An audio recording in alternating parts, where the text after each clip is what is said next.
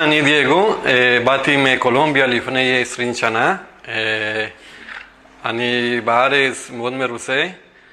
אני עובד בניקיון, עבדתי בכמה עבודות. אני ישראלי, כי התחתנתי והתגרשתי. יש לי בן 18. מה זה להיות ישראלי? זה סטטוס, כי אני יכול להיות איפה שאני רוצה. וכל אחד בא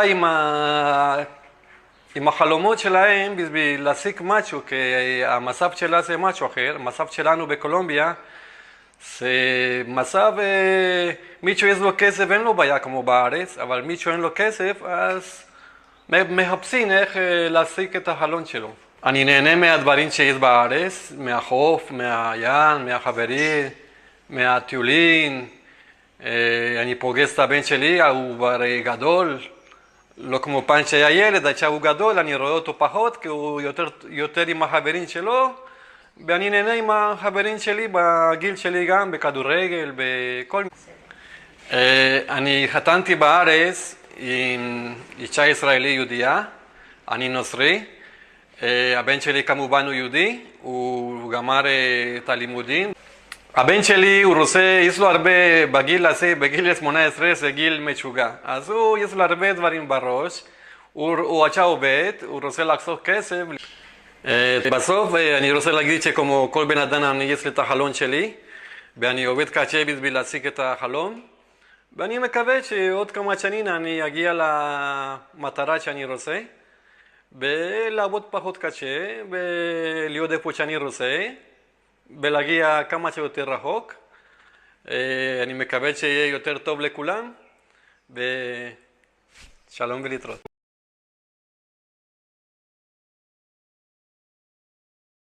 Je m'appelle Albert Sadet, je suis né à Marseille en 1937, au début de de la Seconde Guerre mondiale. Et pendant la guerre, ma famille et moi, nous avons été cachés par des familles françaises d'agriculteurs. Mes parents m'ont retrouvé après la guerre, nous étions tous en vie, nous avons tous été sauvés. Et en 1949, mon père, qui avait sa famille en Israël depuis les années 30, a décidé de les visiter en Israël dès que possible, mais dû au fait qu'ils n'avaient pas de certificat pour arriver en Israël, ils se sont retrouvés à Marseille en 1951, le 1er novembre. Nous voilà débarquant au port de Marseille, au port de Haïfa, à l'époque où Israël était encore un désert complet. Tout est du sable partout. Je me dis, mais qu'est-ce que c'est ça? C'est un pays, ça?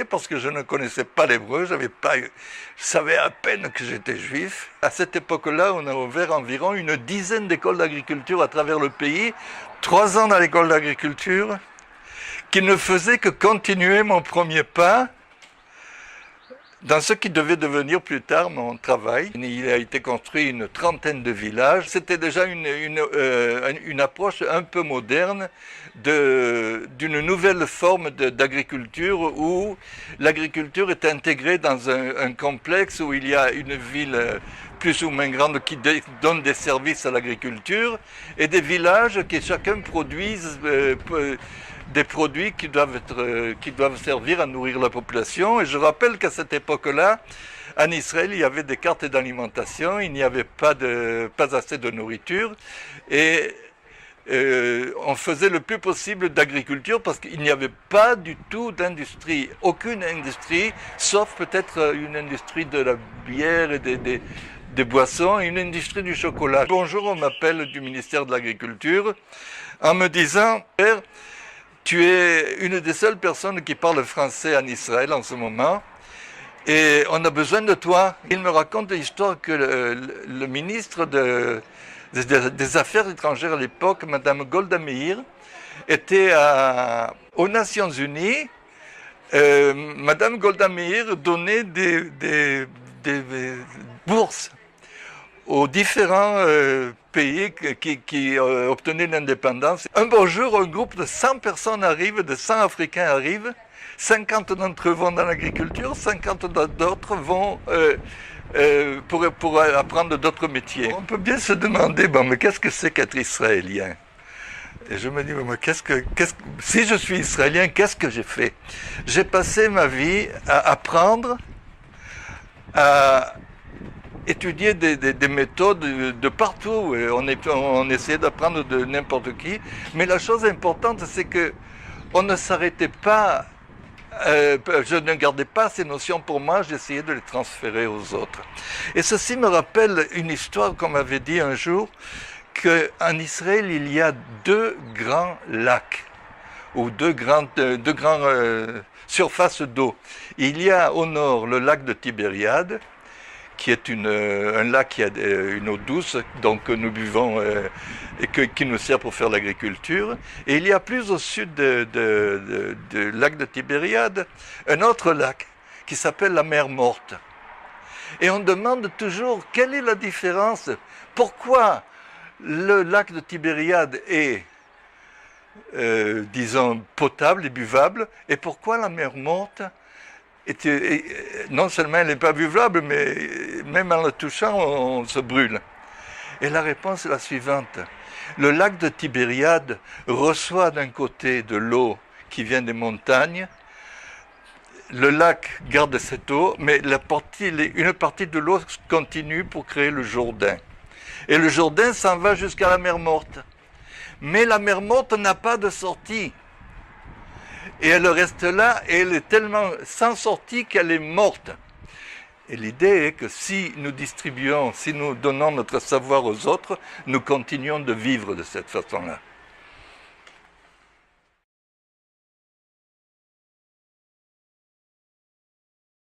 Doron Darmon, je suis né en Israël, j'ai 52 ans.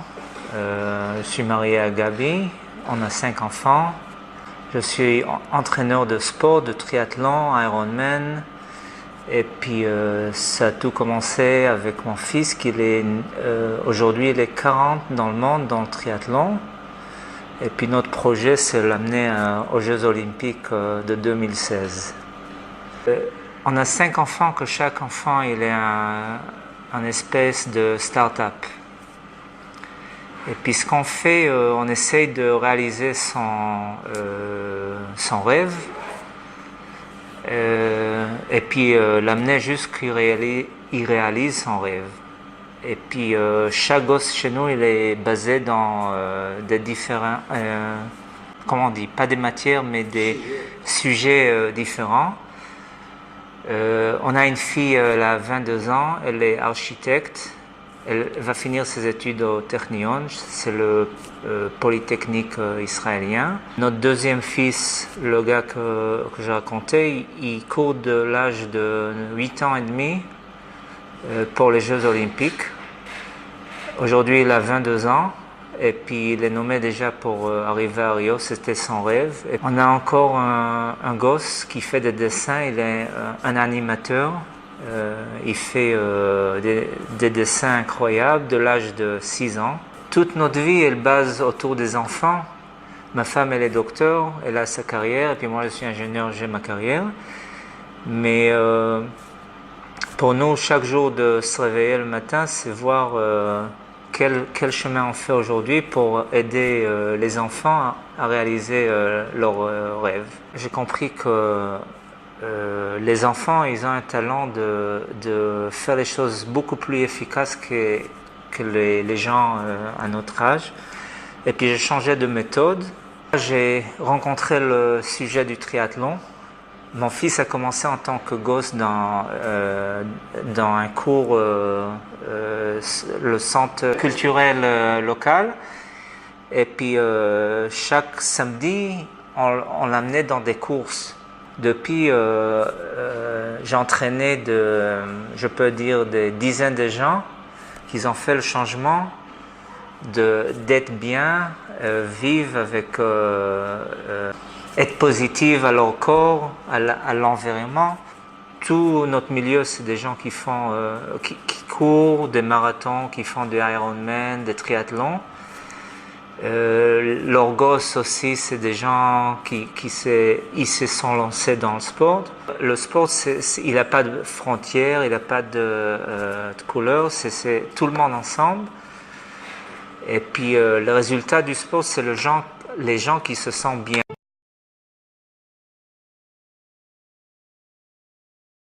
My name is Michal Schneider-Beeri. I'm a professor in neuropsychology, and I've been working in Alzheimer's disease research for many years. I work at the Sheba Medical Center in Israel, which is the largest medical center in the Middle East. It's a huge and wonderful hospital.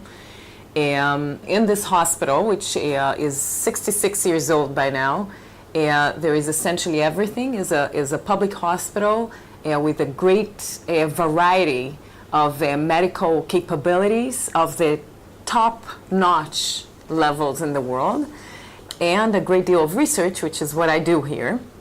I direct the Joseph Sagon Neuroscience Center. All the research we do, even when we do it in the laboratory, is to find solutions, ways to prevent, ways to treat, ways to cure brain diseases. In this kind of work, there is a great deal of passion. Even when people are working on cells, they go and sit down in the patient's clinics to see and remember all the time who they are working for. And that's maybe the most exciting piece of all the work we do here in the center. In science in Israel, there is no box. People think of everything. And then I have this wonderful opportunity to be able to take this back to New York. So I feel that this is a very lucky and enriching professional opportunity for me. And here in Israel, I should also emphasize that I have several academic affiliations, among many reasons, because we want this neuroscience center in the hospital to be able to bring students from different neuroscience departments in the country, which is in fact happening. So in this context, we have students coming from all the universities in the country, including Technion, including Weizmann Institute, Tel Aviv, Be'er Sheva, Hadassah, from literally everywhere. We have been also very fortunate to be attracting students from all over the world. We've been primarily Europe, United States, and Canada. They come, they spend sometimes 6 months, sometimes a year. Most of them go back to their studies, and I do have to say that a few of them make Aliyah and stay here, which is for us like the ultimate success to keeping them here. When I try to put in one concept, what is it for me to be Israeli? I think it isn't easy to put it together, but I think the best is that it's surviving through excelling. I think that it's surviving through excelling, meaning that we do have to be the best we can, and just keep getting better with time to be able to survive and to maintain this country over many centuries. Is affecting the world, is being transferred out the country, is doing good to humanity, which I think gives us the strength we need.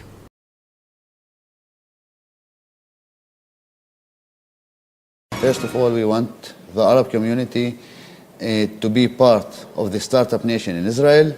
The Arab community is lagging behind at the high-tech industry. We are not part of this, so we want somehow to change this situation.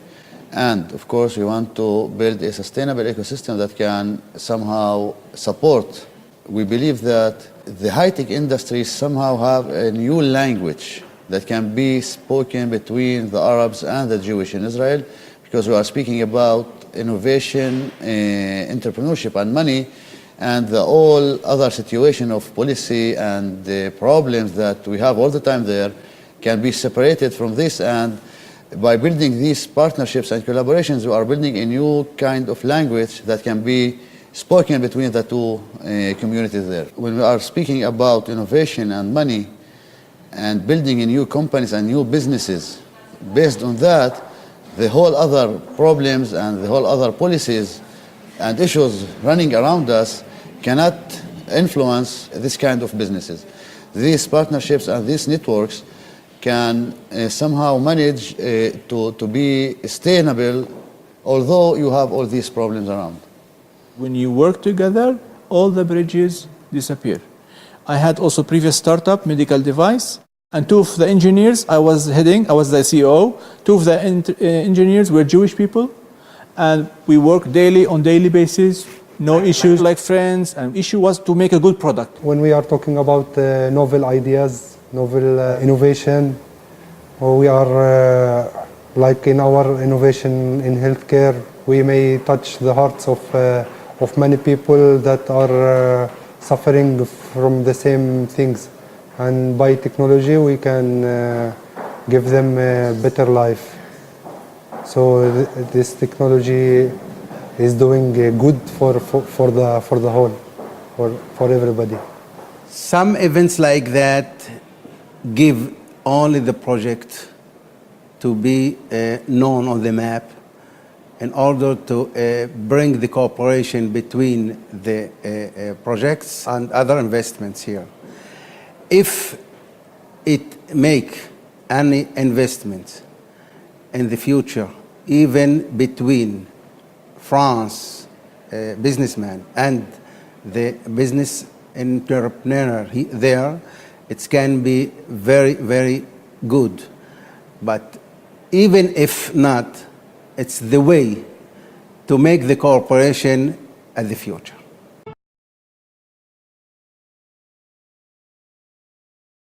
My name is Zaidan Atashi, and I am a full citizen of the State of Israel. I was born in Israel, educated, grown up, studied at the university in Haifa and the Hebrew University. I used to be a youth trainer, and then I went to journalism. I was the first non-Jewish to be elected or nominated as a first diplomat for Israel ever since in 1972, for 4 years in the United States, then 1 year in the United Nations as a representative of Israel. Then I came back and I was elected to the Knesset through a Zionist liberal party.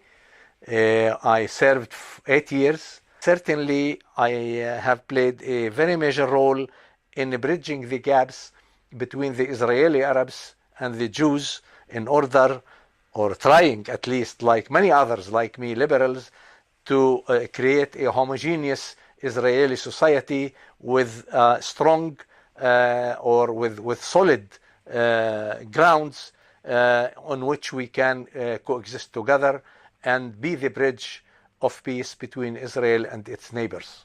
Everything I did and I do now since I left the Knesset in 1988, I have been mitnadev. I have been volunteering to any activity, to any association, to any group, to any amuta, to anything. Finally, in 1986, I formed or established a Druze foundation to help Druze students go to the Israeli universities for engineering, because at that time we did not have enough Druze young people who study medicine or engineering in anything, electric engineering, chemists, physicians.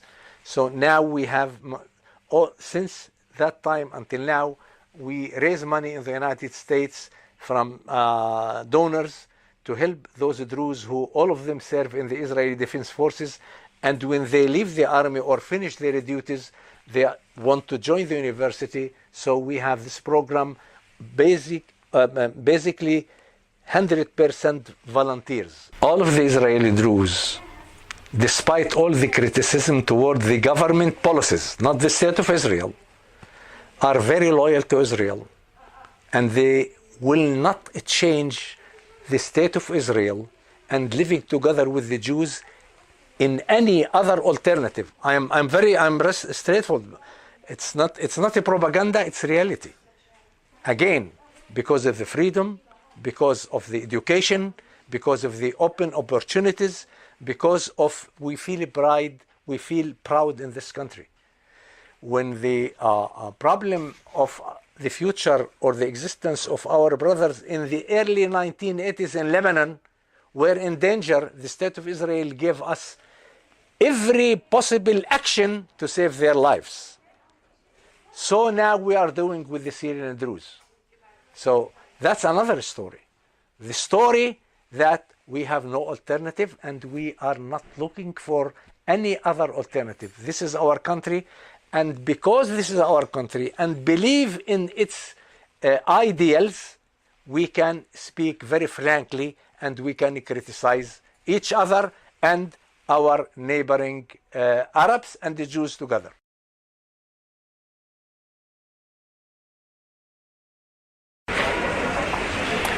Hi, my name is Ben Rosenblum. I've been here for 9 years now. I left France 9 years ago after some anti-Semitic actions that happened there.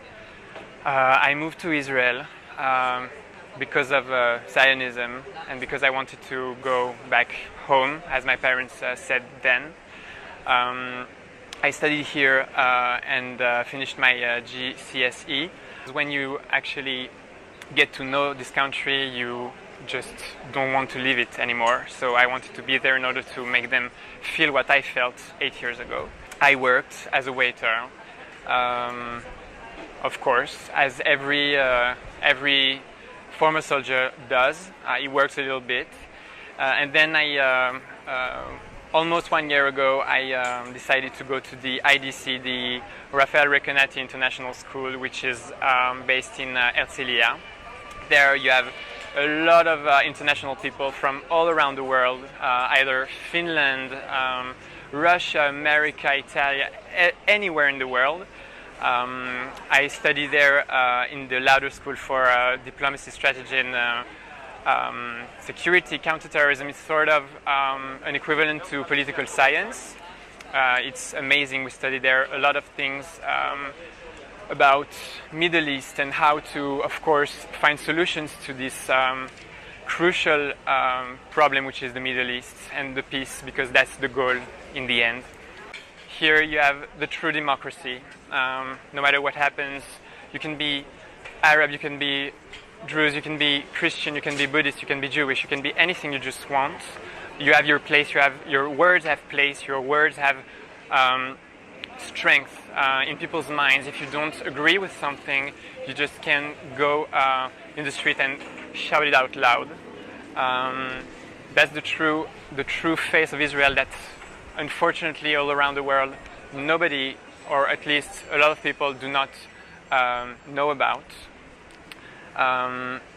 Unfortunately, that's the problem, because we see so many people here, so many Arab people here living so peacefully with Jewish people.